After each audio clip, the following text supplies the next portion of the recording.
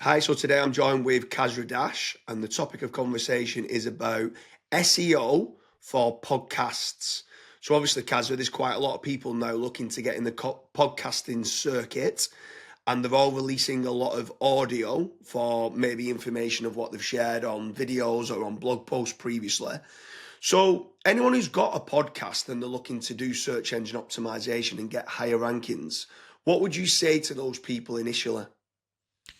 So first of all, I think that it's a great way of attracting more people back to your brand or back to your website. I think it's definitely worthwhile investing into. It is a little bit time consuming because you might need to spend, I don't know, an hour every single episode talking about a subject.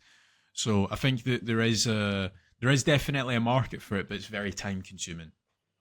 Yeah, for sure. But with regards to doing SEO for podcasts, so people have gone out there. Me and you, obviously, now we've released a lot of videos over the last few years.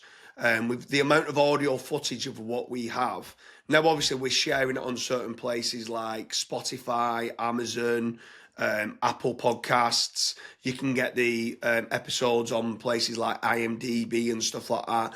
But a lot of these people that are using these kind of syndication tools, so there's certain ones like Podbean, Buzzsprout, Transistor, and it kind of shares this audio throughout there. But the amount of people that are like not doing descriptions on what's being said, not even getting the transcripts of what's being said and putting it in a text format, like how important is that? Like putting those semantic triples in the descriptions, it almost feels like it's the old ecom days where people are not doing product descriptions for each Yeah. episode. So, like, what would you be saying to those type of people that's coming through to you now? Because you're getting quite a lot of inquiries for people wanting to SEO their podcast. So, as an SEO consultant, what would you be saying to those type of people? So the first argument or debate point that I probably get most is obviously Google understands what's being said in the podcast because it can read lyrics. Now that is true. However, it's more expensive for Google to crawl your actual podcast and understand what's being said. So if there's any disambiguity, I always like to just get the transcript, maybe even run it through ChatGPT, for example, optimize it, and then upload it as an actual chapter on Buzzsprout or whichever podcast syndication tool that you're actually using. That's probably my first go-to step when it comes to doing SEO for podcasts. Yeah, I mean, it's mega important for people like me where the audio gets picked up. I'm butchering people's names, so Yeah. I'm saying someone's name, and in the transcripts, it's coming through with a spelling mistake. So it's not actually assigning it to the right entity.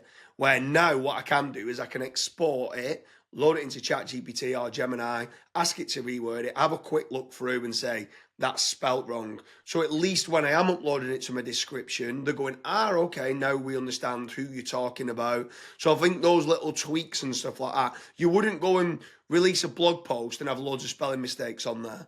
Yeah. So I feel like the need for that is very important. There's so many people are either not uploading the transcripts at all or they're uploading it and it's just full of spelling mistakes. And I'm like, just fixing those little things. It only takes 5 minutes to do.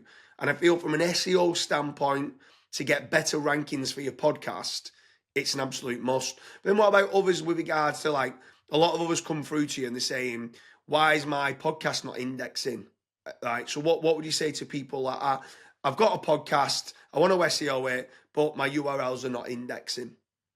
So that could be down to the quality of what's being said as well. So again, like think of a podcast like Topical Authority of what you would do on an actual website. If you've got a 2 or 3 pages, you're probably gonna be struggling. If you've got 50, 60, or 100 pages, then again it might be down to the uniqueness of the actual descriptions. You might just be uploading the actual video files or the audio files, and again, Google might be struggling to actually index those. I would also recommend running it through like an indexing tool like Indexceptional, for example. And again, before you do that, you want to make certain that your actual descriptions are actually up to date. They're unique. You've actually ran them through like a ChatGPT or a Claude or a Gemini. There's no Yeah, spelling mistakes. Yeah, for sure. I think another big one as well is with regards to podcast SEO is getting your entity home right.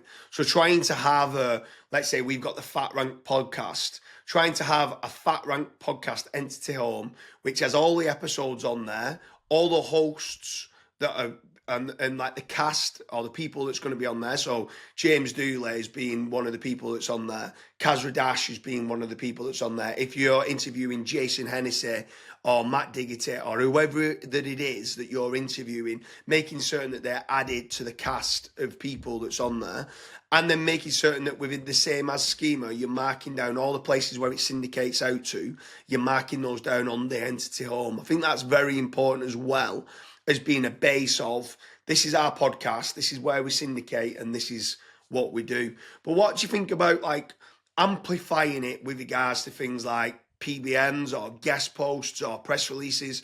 Would you be doing any off page for podcast SEO? Yeah, definitely. So that also goes hand in hand with like the indexing and stuff. So if you are again struggling when it comes to indexing, this could be another issue. So you might want to do like a press release where you can scream and shout saying, "Hey, we've just launched our brand new podcast. We've got these 10 guests lined up for the next 10 weeks." And stuff like that does really help when it comes to indexing, and it also helps when it comes to ranking the actual episodes as well.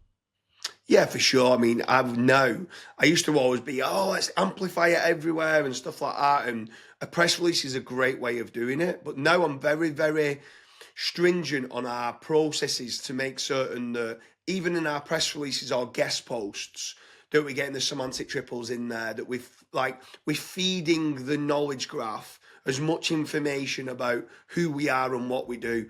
Jason Barnard calls it the infinite loop of self-corroboration. And I think trying to make certain you've got the entity home, which is a first-party source, but also getting it on those second and third-party sources. I mean, other people talking about the podcast is massive when it comes down to podcast SEO. Is there anything else then that you do with regards to, would you do anything with regards to social media? Would you set up its own social media channels? Would you be sharing it on socials as well? Yeah, two more things for me, two more tips. So tip number one would be to actually do like social media. So for example, if myself and James were having a podcast, trying to get both of the participants obviously screaming and shouting about it. Because again, it's just more eyeballs, even if it's like one extra person, that's one extra person that might be listening to your podcast and then might get hooked, might end up actually having a snowball effect. The second tip, and this is going to be a little bit more difficult for some people, is having good guests on. Like there's so many people that launch a podcast that's very boring, mundane, they don't have the best guests. And again, those ones are probably the podcasts that just don't get many views or listens.